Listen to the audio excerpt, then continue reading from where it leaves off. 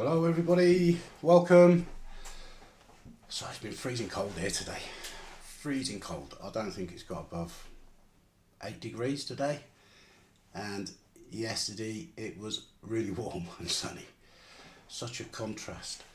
So if someone could just give me a quick comment just to let me know that sound and picture are okay, that would be appreciated. And today we're going to be talking about compost. And hi Debs, how are you? Thanks for joining. And oh, that was the other news I've got. The robins back.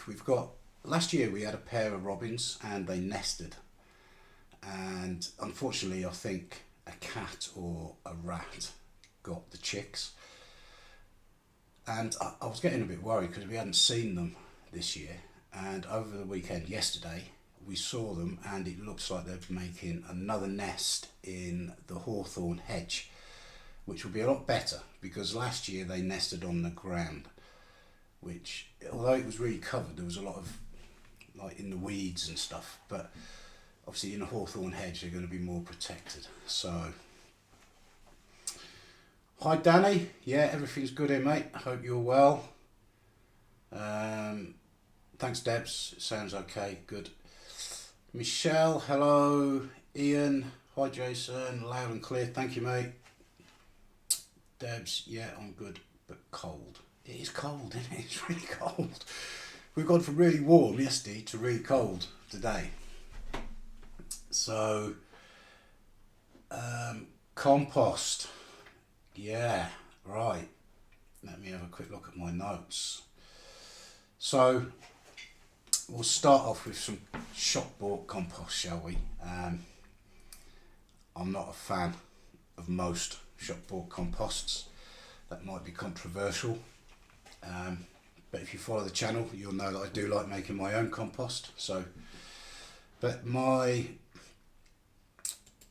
there's my stack of shop bought compost, and that is clover. And it is a peat based compost, and I do rate it. I find it really good, and it's the best compost I've bought for a long time. The reason I have a bit of a hang up with shop bought compost, a lot of shop bought compost, not all, is it can contain weed killers and chemicals, which obviously doesn't do your plants a lot of good. So that's why I never put it on the beds until I've grown in it in a pot, normally for potatoes or tomatoes or something like that.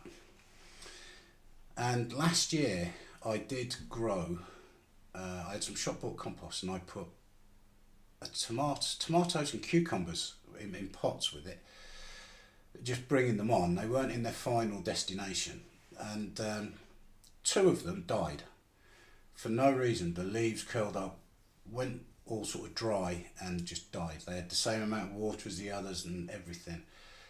And out of say 10 or 12 plants, just these two died.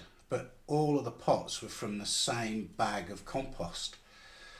So it is possible for just some compost in a bag to contain a weed killer, something like Grazon, which is a broadleaf weed killer that's used on paddocks and things like that, and then that finds its way through the animal and ends up in a bag of compost that you buy. And a lot of the stuff that we put in our green bins nowadays is also turned into compost. So you could have somebody that's weed killing their lawn or a pathway, they scrape it up, they put it in the green bin, and then you buy it as compost. So I never ever grow in shop bought compost. I never put it on the beds unless I've grown in it in a pot first. So what composts are you guys buying? What do you recommend? And have you had any experience of weed killers or chemicals in shop bought compost? Hi Yvonne, happy Easter. Deb's positively freezing in comparison to yesterday. It is, yeah. It is. My hands were actually cold today. I was just down the plot, just pottering about really, not really doing much at all, just a bit of this and that. And it was really cold. Hi, chilling. We've got there. Steve, how you doing? You alright? Hi, Michelle. Okay, brilliant. So that clover that I've got in that picture, I'll just put it up again. There we go. So I can buy that for £4.50 if I buy 10 bags. They're 60-litre bags. So I find it really good. And the potatoes and that have always grown really well in it. And it still seems to have enough left after the potatoes have grown in it for young plants to, you know, from sort of seedling stage to a young plant, and then I put them on into some fresh compost, if you like. Debs is saying our council sells compost and I had to tell them because they marketed it as organic. They did admit they had done wrong and it just contained organic materials. Yeah, I can believe it, I really can. And I think, you know what we have in the UK now, we have these little grey bins that we put our food waste in, like cooked waste. I think some of that ends up in it as well.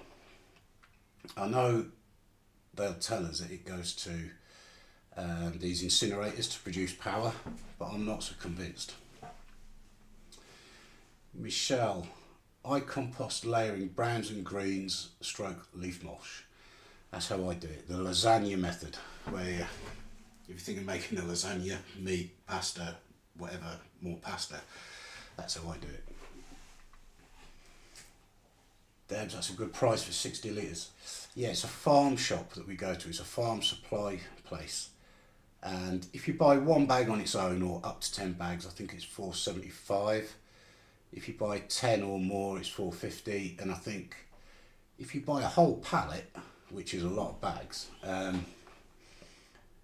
think it drops to something like £3.75 a bag.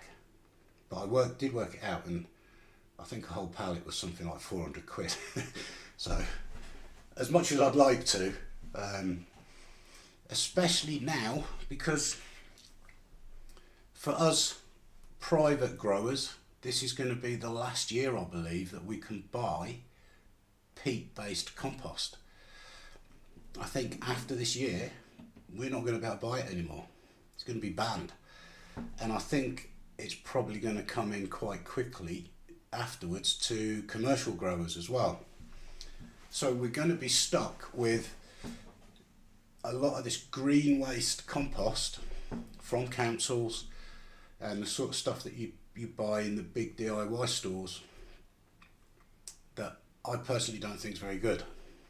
So I'm really ramping up to try and make as much of my own compost as I can. Alan, hi mate, how you doing? Nice to see the sun out today. Really? Whereabouts are you, Alan? Because we had the sun for about half an hour today. Yesterday was glorious, it really was, but today... Steve, I bought more of the clover, Jason. I start my seeds off in it. It's great stuff. I agree, it's fantastic. For me, it's the best shop bought compost I've used. Now that said, I have never bought really expensive compost. I don't think I've ever bought anything with John Innings in it or anything like that. And I'm not saying that they're no good. I'm sure they are. I'm sure they're brilliant. But I don't do it. So I find last year's spent compost is good enough to start seeds off. Then they get put into some general purpose compost, some clover to bring them on, and then they either go in a pot or in the ground. So hi Michelle. Steve Colwell, I had frost on the plot this morning. Wow. I think you said you're up northeast, is that right? I don't think we were too far away from a frost. We certainly had a heavy dew and it was pretty chilly this morning. Yvonne, Jack's magic, but I still add perlite and bloodfish and bone. Worst compost ever used, B&Q. Everything just rotted. I couldn't believe it. I really, yeah. It's shocking what we're paying for these composts in the big sheds in B&Q, home base, etc. Debs, when I have to buy compost, I buy the Evergreen multi-purpose. It's peat based, but the best I've used. Out of dozens of bags, I've only ever found one very small piece of plastic. That's not bad. I bought some compost a few years ago. It was only 1 or 2 bags because I was desperate, needed something quick. So I went down the road, one of the big sheds, bought it, and it was full of plastic. There was plastic everywhere in it. And nothing grew in it either. It was terrible. Absolutely terrible. I think it might have been home base. But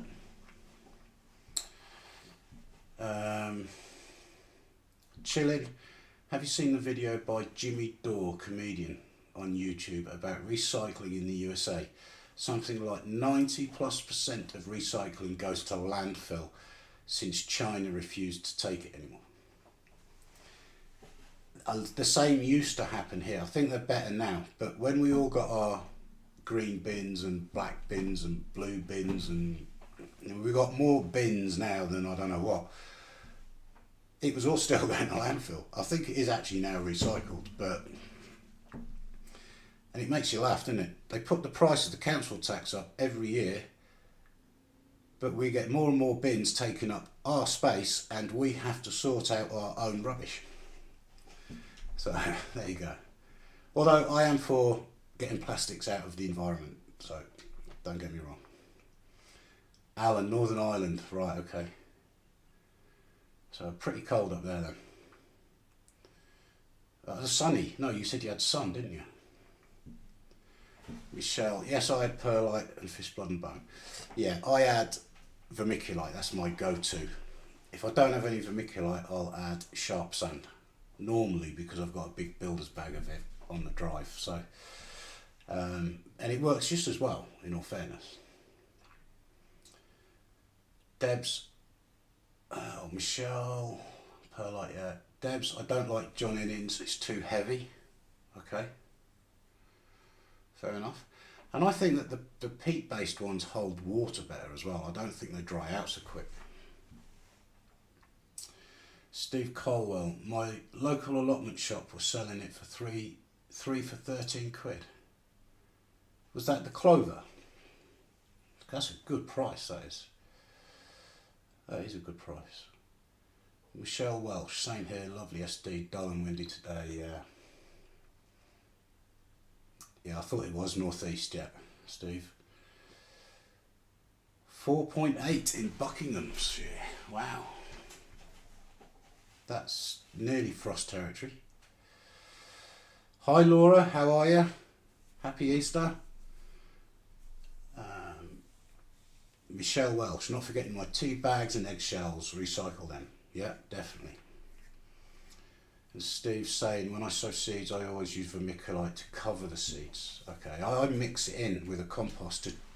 I find that it stops it going hard and cracking because it holds on to a bit of moisture. So that's how I use it. Debs, I dry and empty my tea bags as the tea bags contain plastic. Can't afford PG. Yes, some of them do. You do need to be careful. They haven't got plastic in. I think we buy Aldi ones, and it says on the box that they don't contain plastic. I have checked. So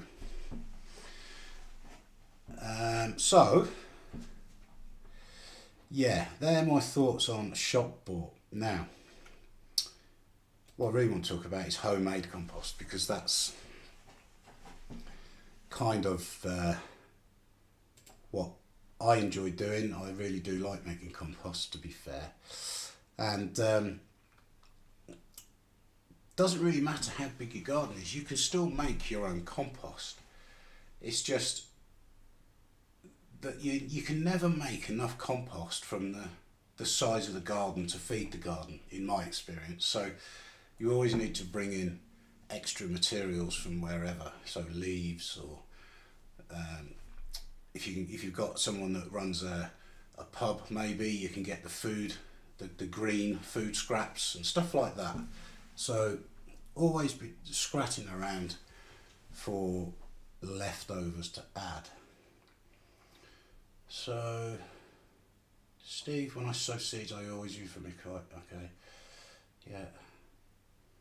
There's no such thing as a John Innings compost. John Innings produced a description for composts for different uses. Okay. Okay, thanks Bob. Michelle, yes, same here Debs, no plastic involved. John Innings is a system formula. Right, okay. Yeah, just have a look at the Aldi ones. They're a red box, I can't remember the name of them. So, my compost bays, as you've seen on videos and things, are just pallets. 4 pallets per bay, although some of the bays do share a pallet in the middle. And if you want to get your compost to heat up, then it really needs to be about a cubic metre minimum. So 4 pallets wired together is about a cubic metre. And I find it a very cheap and easy way to make my own compost. So if you don't have the space for that, obviously you can go with a Dalek bin, and for years I made compost that way. I had 2 Dalek bins, and it will make just as good compost. It just probably won't get hot because there isn't the volume there for it to heat up through the microorganisms and everything in the composting process. And what you tend to find is they end up being more of a wormery than a composting system, because it's the worms, etc., and the slugs that get in there that start to break it down.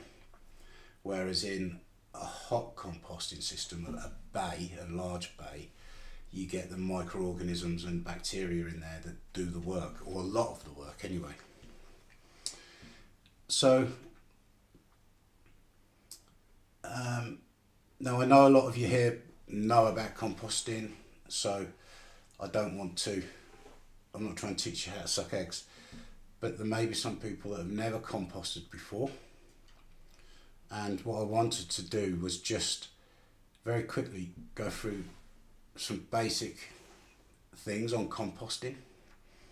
So to make compost, you need nitrogen, carbon, moisture and oxygen.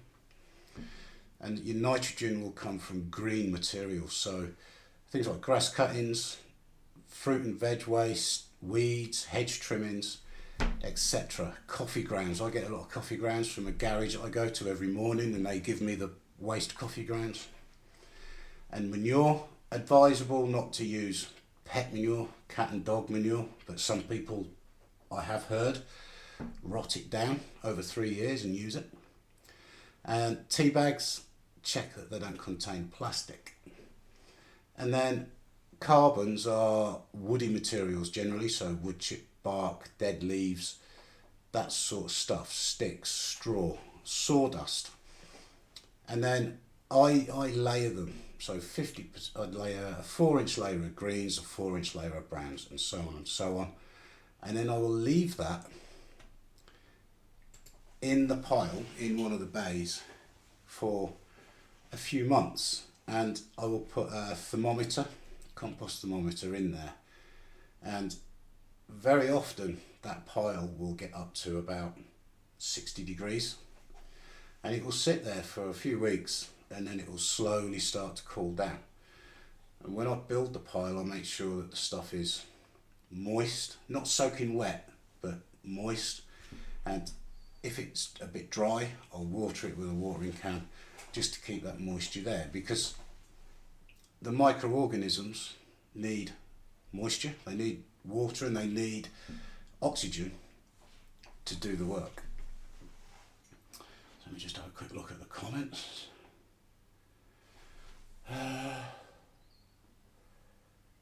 Yeah, Aldi, Debs, I'm lucky to have 3 huge pallet compost bins. I'm rather obsessed with it, so am I. Yeah, there's nothing better than making your own compost. And every year I do an experiment with potatoes or tomatoes or whatever it is, and my homemade compost always beats shop bought, and very often it will beat shop bought with added fertilisers as well, like fish blood and bone. Michelle, I've been looking into making a worm bin composter. Thoughts on this? Yeah, do it. They call it black gold, don't they? The worm poo, basically. And excuse me. And it's not something I've done yet, but I think if you get some plastic boxes and you make holes in them so that the worms can go from one to the other, and you put your kitchen waste in the top, you have some soil, etc. in the bottom, and they will just come up, take the stuff down, eat it up, and you will end up with black gold. And you also get the liquid that runs off. So if you put a little tap in the bottom of the bottom box, you can drain that liquid off, and that is really good for your plants. There's loads of videos on YouTube about how to make one. Chillin', have you looked into Jardin gardening? They make a tea for feeding potato plants using a cooked potato. No, I haven't. No, I'll have a look at that. Yeah, nice.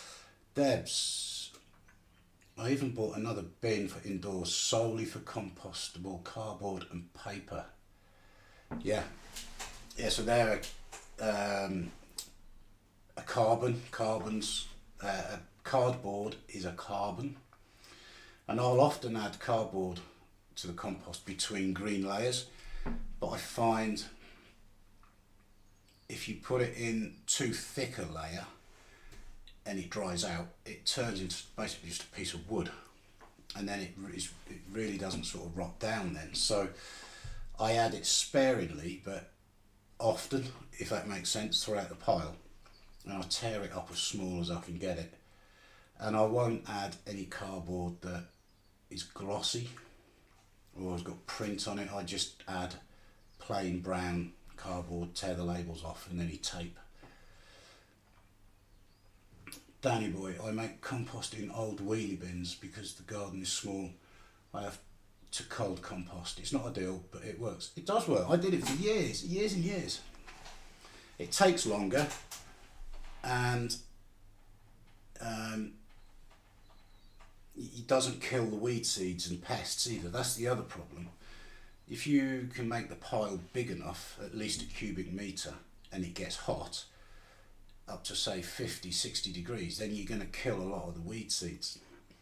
It is debatable that you kill, I think you do kill them, but then when the pile cools down and it just sits there, the seeds blow onto it anyway. So, you know, it is a bit questionable whether it's worth it. Debs, I bought a paper shredder. Yeah, I was trying to look at one that would shred thick cardboard, but they're really expensive. I've lost where I was now. Oh, there we go. Michelle, the look on hubby's face when I say, don't you dare throw that in the bin. Yeah, I'm like that. Toilet rolls, you know, the cardboard bit, that goes down there. Egg boxes, everything. Anything that can be composted goes down there. In fact, I don't know if you can see that on the camera. Just down the end there, there's a mug on top of it. We've got a little black bin that we have in the kitchen. So tea bags, eggshells, everything goes in that, and then once a day it goes down to the composting. Yvonne, I know you say about turning it, but only small with garlic bins, so a bit of a problem. What I used to do, Yvonne, was I used to just lift the garlic bin off the pile, move it out of the way, mix it all up, and then put it all back in. It does help. It does help, even on a small scale. Debs, I've shredded to chilling. It's old though, so I really need to upgrade something more industrial. Yeah, for cardboard, that's the thing, isn't it? So once you've got your compost bays and you've got your materials, if you can get enough materials together to fill the bay in one go, that's far better than adding it bit by bit. Because if you add it all in one go and you make sure it's moist enough and you're putting it in layers or mixing it as you go, you can just mix it all up, browns and greens. There's a lot more chance it's going to get hot because everything's been added together. And things like grass cuttings are fantastic for getting the pile hot. They really do get the pile warm. So, I mean, today I was down the garden and a few weeks back I chopped up a load of logs and I needed a brown layer to go in the compost because I'd just cut the grass, so I'd got a green layer and I needed a brown layer. So I thought I'll go and scrape up all that sawdust, and I had 3 buckets like that, and that's all gone in the compost as a brown layer. So now I need more greens, which will probably be weeds, to be fair. I compost all the weeds. I don't worry about it. And rhubarb leaves. People have a problem, think you shouldn't put rhubarb leaves on. I always have, and I've never had a problem with that either.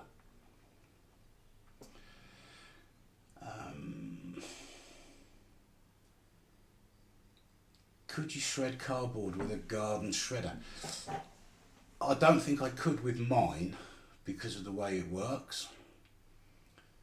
Mine's got a sort of a knife edge and a wheel with knives on it that goes round, and I don't think it would be fine enough to do it, but I'm sure other shredders might.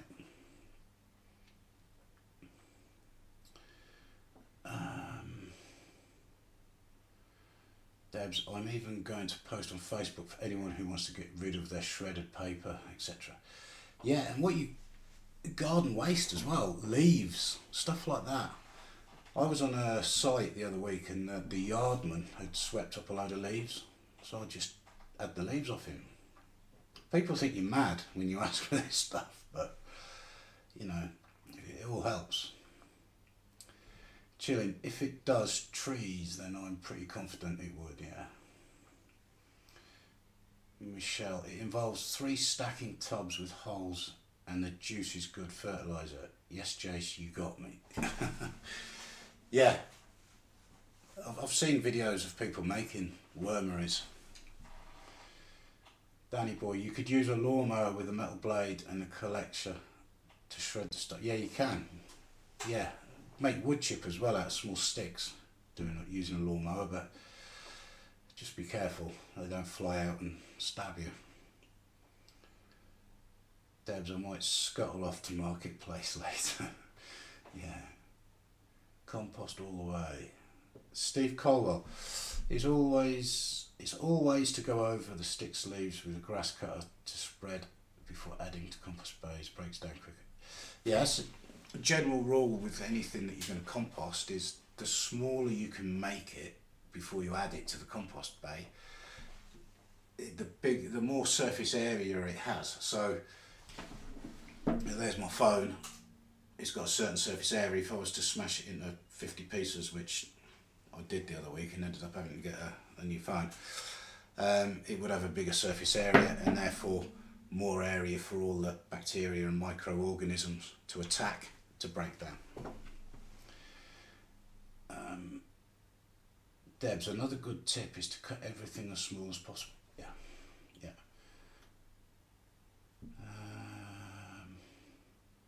Agree with you. Can you use ash from the log burner? You can do, Yvonne, yeah. We have a log burner and I don't add it to my compost purely because I add it direct to the beds. I sprinkle it on in the early spring, late winter as a soil conditioner. It's very rich in potassium. I always save a bit back to put around the tomatoes as they're growing because they really do like potassium. But yeah, there's no reason why you couldn't. Just as long as the wood that you're burning hasn't been treated with anything, you know. But if it's just good quality timber, then I don't see why not. But I know other people add it to their compost. The only thing I'll say about wood ash is it's very alkaline. So if you have an alkaline soil already, adding wood ash to it or potash, you're going to make it worse. If you've got an acidic soil, you're going to bring it closer to neutral, but you do have to use a hell of a lot of anything really to change your soil pH. So, but I wouldn't add it to an alkaline soil because you're going to make it more alkaline.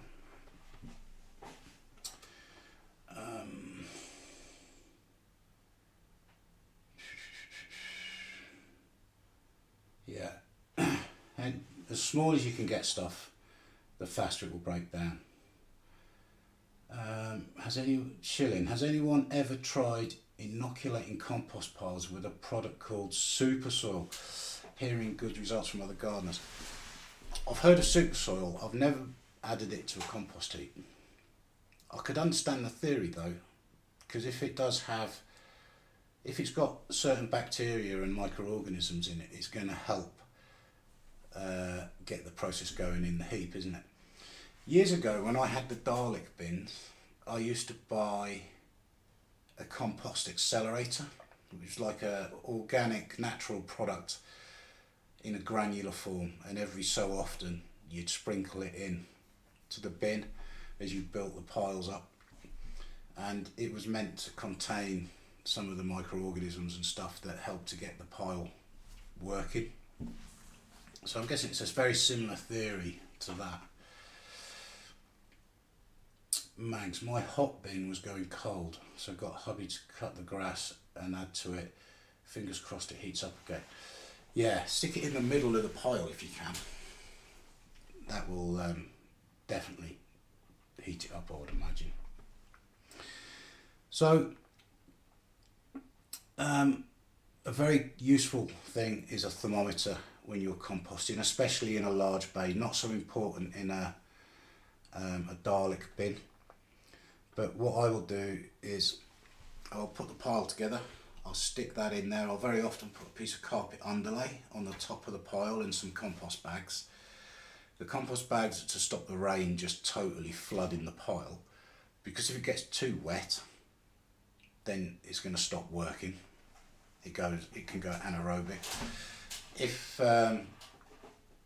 And the underlay is there as a bit of an insulator to try and keep the heat in.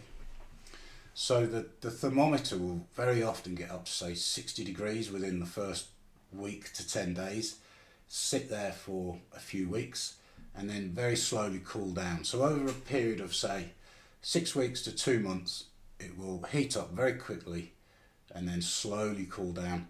And when it drops below say 20 degrees, then I will start looking at turning it. And turning it is literally, I did do a video on this the other day, literally drag it all out, mix it all back up and put it back in. And as you do it, fluff the compost up. You want to put the oxygen into the compost, because what happens is it sits there in the pile, it just sinks under its own weight, and what that's doing is it's pushing all the oxygen out of the pile. And the microorganisms, etc., aren't any different to us. They need oxygen to survive. So by fluffing it up and putting that oxygen back in there, it very often will reheat. And I think it was yesterday or the day before I turned that pile, and when I put the thermometer in it, just after I turned it, it was 11 degrees I think, and today it's just over 20 degrees, so it is heating back up. You don't normally get it to reheat as much the second time, if that makes sense.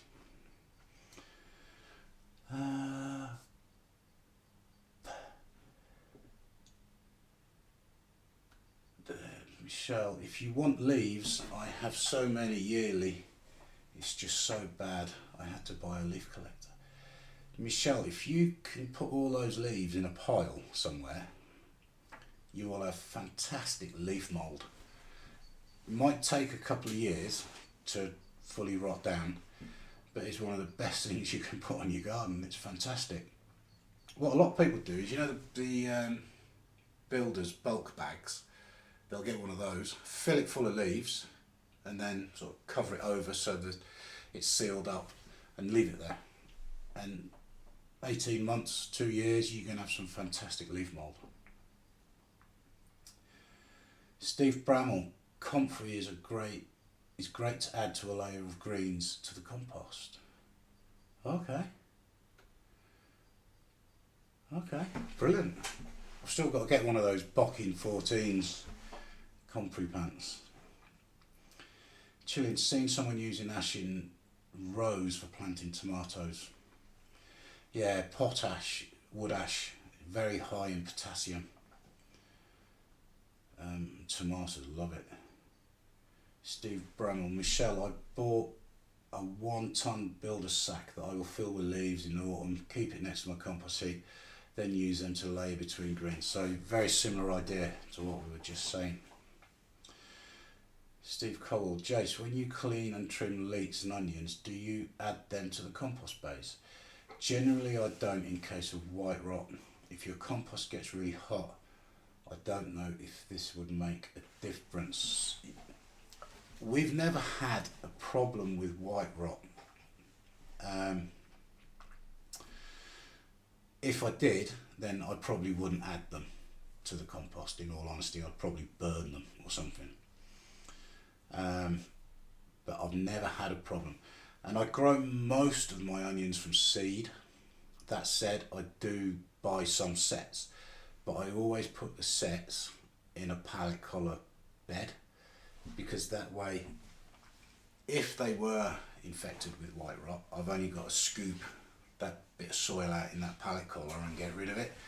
Whereas if I put it in one of the main beds of the plot, I've got a big problem then. So that's how I kind of get around it. But yeah, anything with something like that, I probably wouldn't put in the compost.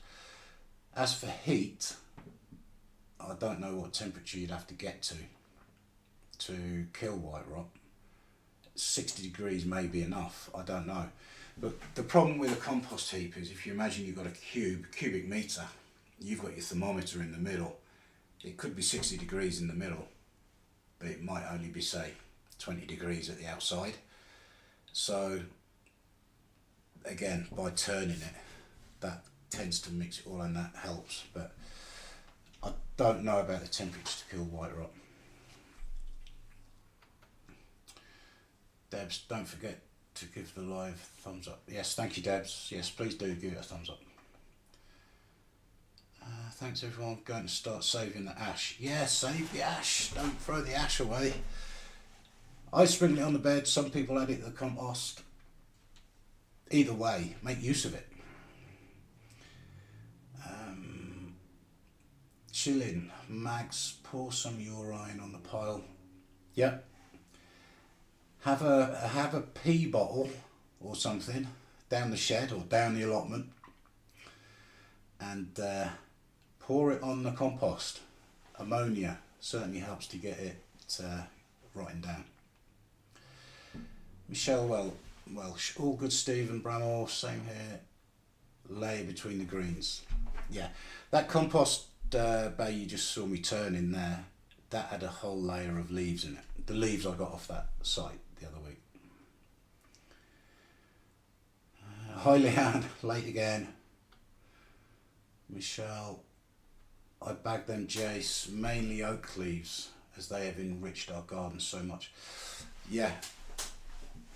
So if you can get leaves from, say, a woodland, I'm not advising you to go down the woods with a rake and some bags, because you do technically have to have permission to collect anything from a woodland, from the owner. But woodland leaves, as in the ones that have been laying on the floor, are full of all the natural fungi, etc., that help to rot down compost heaps. So if you can get them, then they are a fantastic thing to add to your compost heaps.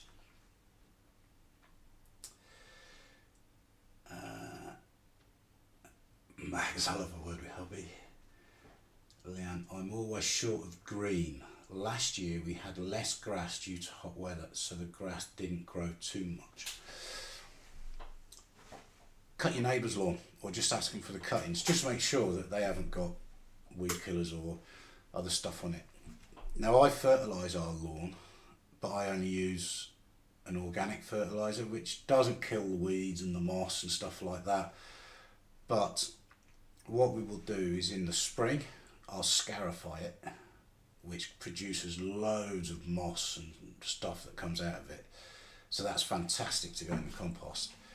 And then I'll scarify it again in the autumn, which again produces some stuff, and that goes in the compost.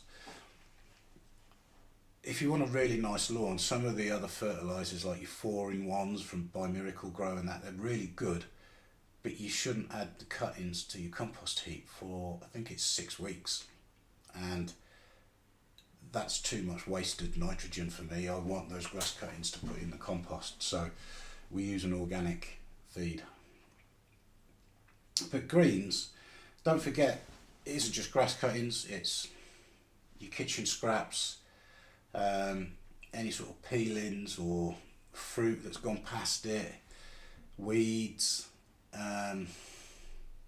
what else, tea bags, manure. If you can find a good reliable source of manure that from farmyard animals that hasn't been treated, you know, they haven't been grazing on land that's been treated with weed killers or anything like that, then manure is a green. You can add it to your compost between layers of brown. So nothing wrong with that.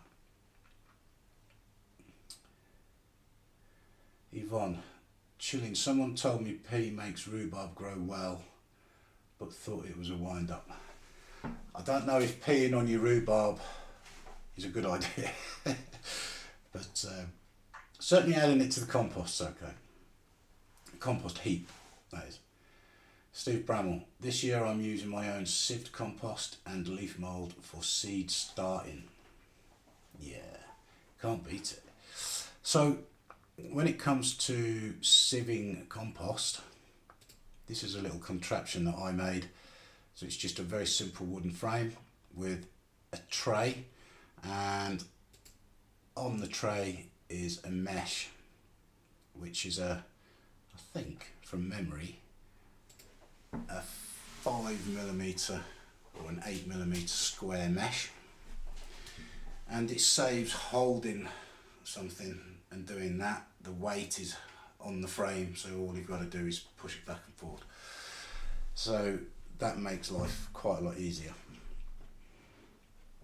I did do a video on that. It's probably over a year old now. It'll be somewhere on the channel.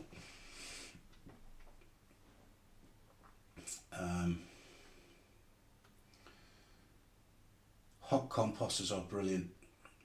Looking to save a lot of time and effort. Yeah, so you're absolutely right there, Chilling. Hot composters, for anyone that doesn't know, is we're talking about hot compost bays where the compost heats up, but a hot composter is actually a compost bin, a bit like a Dalek, but it's actually insulated. It's got insulation in it, and so any heat that's produced in there is retained much more, and so the more heat you can keep in the compost, the happier the bacteria and the microorganisms are, within reason. Once you start going past 60 degrees or much more, you can actually start to kill some of those microorganisms. So, but yeah, a hot composting bay is insulated and therefore holds heat much better.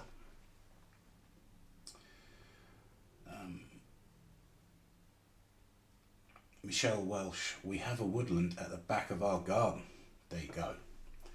Some compost bags and a rake and some gloves. And get the leaves. Fantastic. They blow over. All good. Yeah. Steve Bramall, if I was living at home, I'd be down the beach collecting seaweed to add to the compost. That's one of the things I miss living. Seaweed's fantastic, isn't it? And I actually water onions and stuff in the summer months once a week with a diluted seaweed mix. But if you live near the beach and you can get seaweed, it's a brilliant thing to even just spread on your beds, but add it to your compost as well. And it's quite a few months ago I was watching something about the Scottish, I think it was the Outer Hebrides, and the small farms and the small holders there go down the beach with a tractor, collect the compost, and then spread it over the fields with a manure spreader. So they actually fill the manure spreader with the seaweed and just fire it out across the fields. Alan, I just noticed I've used super soil on my beds. Yeah, I've never used it. I'm trying that 6 times this year, as we've discussed before. So yeah, but I've heard a lot of people use super soil.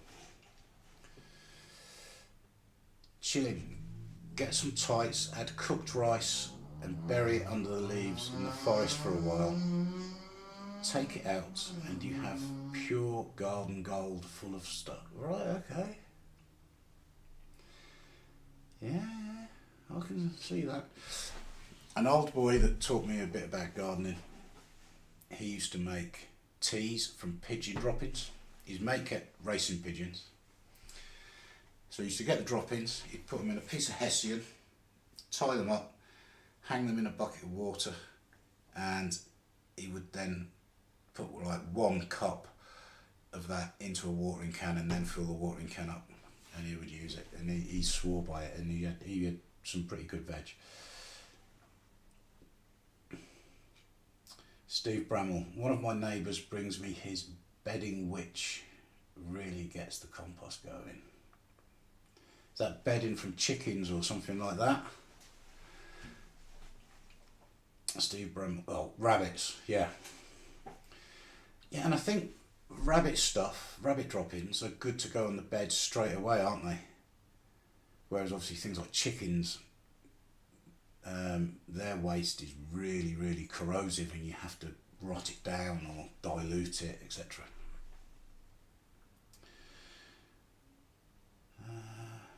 Michelle, same here, Steve Bramall, sieving my own compost, working a treat. You can't beat your own compost. And if people are watching and they've never made their own compost, I'd really encourage you to do it. And even straw, if you're struggling to get brown materials, straw's a good one. You can buy a big bale of straw from a farmer for a few quid, and that'll do you massive amounts of compost when you're only putting it in thin layers in a compost heap. And greens, grass cuttings, etc. Danny boy, use an old chest freezer as a hot composter. Saves taking it to the tip. That's a brilliant idea. Yeah. It's already insulated, isn't it? Yeah, already insulated. You can close it up, it's got a sealing lid. I think with the hot composters, don't they have like a vent at the bottom and a vent at the top, so that there's oxygen going through the pile? Works a bit like heat rises, so it works a little bit like a chimney in that it sucks cold air in at the bottom and vents it at the top. And I think you can have a little adjustable vent, a bit like what you have on top of a propagator, to adjust the airflow. Debs, we have chickens, so all that bedding goes in the compost. Yeah. And I guess what you've got there as well, if you're raking up the bedding and it's already got the chicken droppings in it, you've got a mixed layer there, haven't you? Because you've got green in the droppings and you've got brown in the bedding. So you've got a mixture of nitrogen and carbon. Alan, nettles are my favourite. Mags, I don't have an allotment plot, just a small garden, so don't have room for anything other than a hot bin. It's been brilliant for making compost, but took me a while to work out brown and green ratios. Yeah, so I refer to 50-50, and I'm referring to 50-50 in volume, but the reality is certain materials have got different levels of nitrogen or carbon, and there is a lot more science behind it into the exact ratios that you should use for certain materials. So wood chip will be X and coffee grounds will be this, and so it may not be an exact 4-inch layer of coffee grounds and a 4-inch layer of wood chip, but in all honesty I've just put it in layers for years and years and years, and have always turned out good compost in the end. So I find the most important things are, don't let it get soaking wet, don't let it dry out, and as it cools down, turn it and get some oxygen back into it, and a roughly 50-50 mix of greens and browns, and it works. And the bigger the pile, the better. Steve Colwell, diluted nettle and comfrey feed stinks, but diluted with water, great for feeding veg. I think most things that are good for the plants stink, don't they? Michelle Welsh, I make a nettle tea in a bucket, good for veggie fertiliser. Debs, I would love a hot bin. I missed out on one on Marketplace last week. They only wanted 30 quid. Wow. That's a bargain, isn't it, for a hot bin? I've got some 50mm Celotex insulation board lying about, and I am thinking as a project I'm going to make a hot bin. And the reason I want to make a hot bin, even though I've got all those compost bays, is I'd actually like to compost everything that comes out of the kitchen, because we all hear about you shouldn't put cooked foods on your compost bins, compost heaps. There's no reason you can't. It's just that it will more than likely attract rats and mice and what have you. You know, bread, for example. You've got some mouldy bread. There's no reason you can't put it on the compost heap. It will compost the same as meat and bones and all that stuff. You know, anything cooked will compost. It's just it's likely to attract rats. So by having a hot composting bin, which is, you know, say size of a couple of dustbins or something like that, a wheelie bin sort of size, and it's insulated and totally sealed up, put some mesh around the bottom of it so nothing can chew their way through it, etc. I'm hoping that I could then compost everything that's waste from the kitchen, but also add in some greens and browns to it to help that process. So when I haven't got so much other stuff on, that's probably going to be a video that will come out making a hot composting bin. Alan, Mags, I'm a bit like you now, gave up the allotment this year, so back to small garden. Been a big change. You can compost in quite small buckets, like potato pots. You can do it. You just don't get a lot out of it, that's the problem. Or a wormery. Mags, Debs H, wow, what a bargain that would have been, Debs. Yeah, definitely, 30 quid for a hot composter. They are really expensive for what they are. Plywood and some insulation board, that's my plan. Chilling, I watched a video yesterday by No Till Gardening, I think. One person said, don't use any cardboard with a shine as it may contain forever chemicals. Yeah, anything glossy I won't put in the compost heap. I only really put the brown plain cardboard in. But even those are, they're corrugated, aren't they? So it's got some form of glue in there.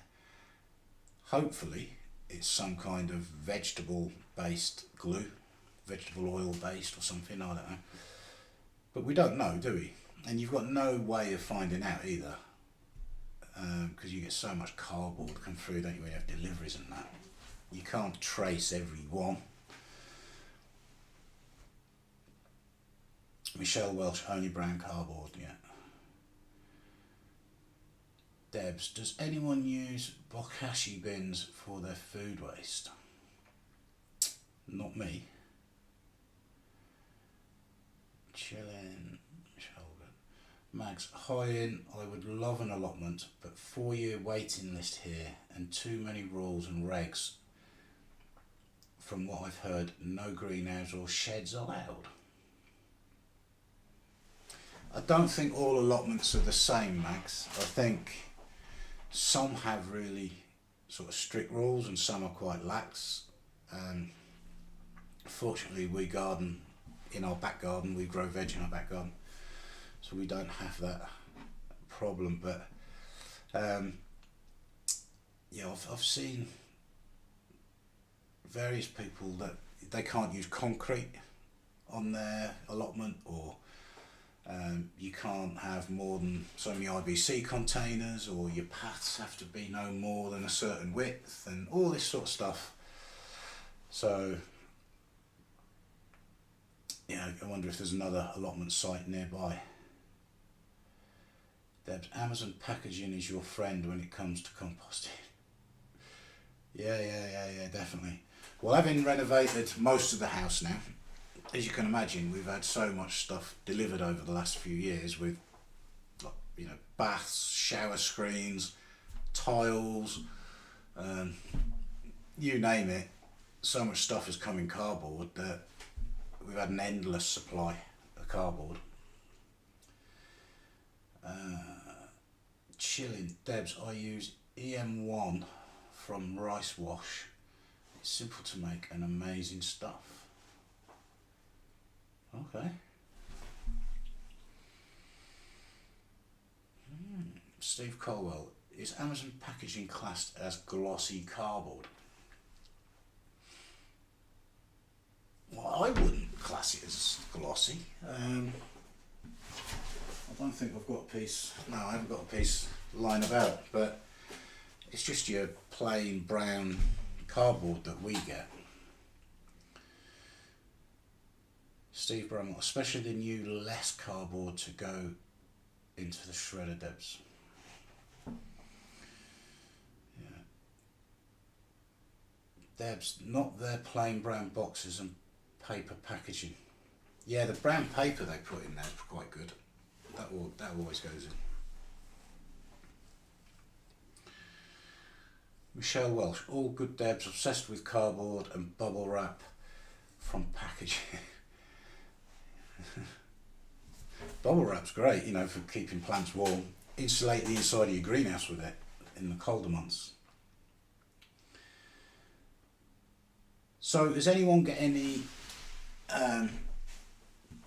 sort of out there materials that we might not know about that you can add to your compost? Anybody come up with anything that most people wouldn't know? I've tried all sorts of stuff, but I tend now to stick to your general garden waste and coffee grounds. I do get a lot of coffee grounds. I probably get 10 to 15 kilos of coffee every week, because every morning when I go to work I pop to the garage, get a coffee and a sandwich and whatever, and they save it up for me, and every few days I get a bag of coffee, so coffee grounds. So that goes in the compost heaps as a layer of green. Never heard of EM1, will have to do some research. Steve Bramwell, Alfalfa hay or pellets is great for the garden beds or compost heap. Okay, nice tip there, Stephen. Thank you. Debs, if I buy anything from Amazon, I always specify as it's a gift. That way you get it in a plain brown box. That is manipulating the system, Debs, to get as much cardboard as you can. Brilliant idea, though. Excuse me. Michelle Welsh.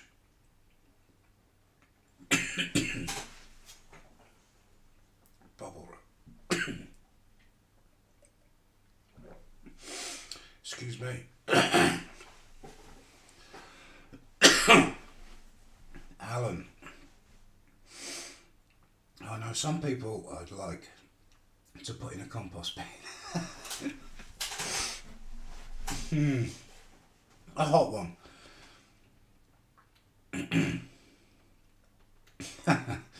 Don't worry about it, Alan. Bit of humour, it's absolutely fine. If it were that simple, yeah. Guys, we're just over the hour, so if any of you have got a YouTube channel, put it down in the comments so other people can go and have a look. Subscribe, like, comment, all that sort of stuff. Steve Bramwell, hardest part with Amazon packaging is getting rid of the tape. Yeah, isn't it just? When I'm down there, down the garden, I'm working, I'm pulling out bits of plastic, because you find plastic everywhere, don't you? And then I'm pulling cardboard to bits and peeling the tape off and labels.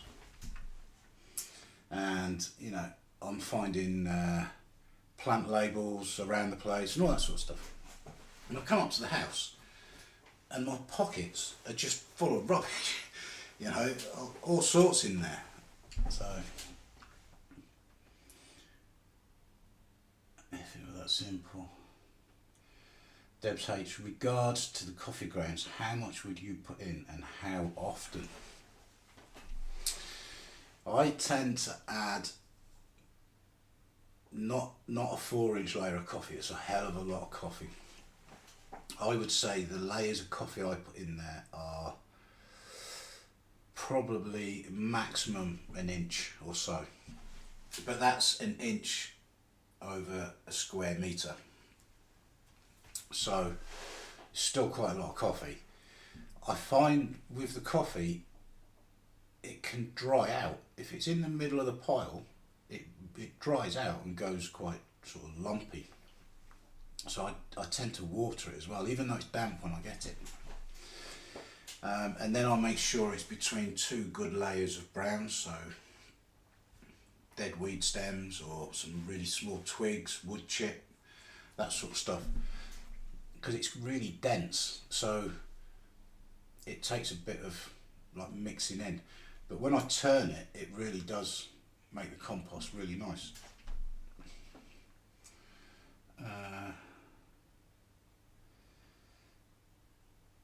Alan, if anybody knows any YouTube small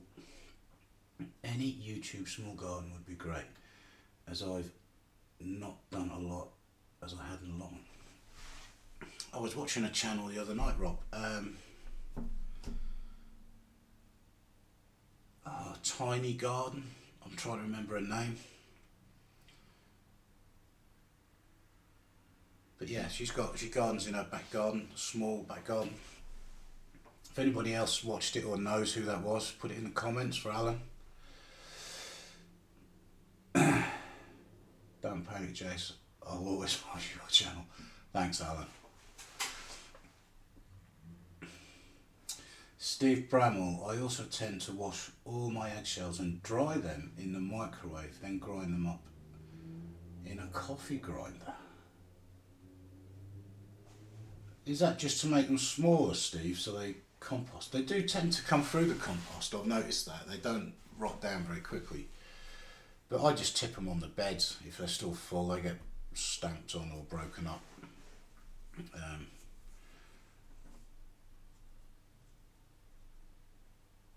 Steve Colway, Laura, Steve Colwell, Jace. Mags, in the garden with Ellie and Kate, do a YouTube channel in a small garden. Yeah, I've watched their channel.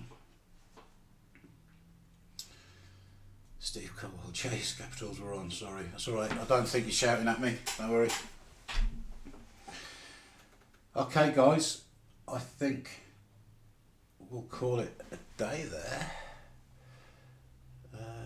Chilling, spicy moustache grows in a small spray. Yeah, he does. Yeah, there are quite a few channels out there, Alan, that are growing in a small back garden or a small allotment. Laura, that's it, Laura at the Tiny Garden. Yeah, and I think she's on with Audrey from Real Food Comes Dirty soon. I think the headline for her live the other night was a practice for Audrey's live or something like that. So yeah, good channel. Okay guys, well thank you for watching, and I'll come up with another subject for next week's live.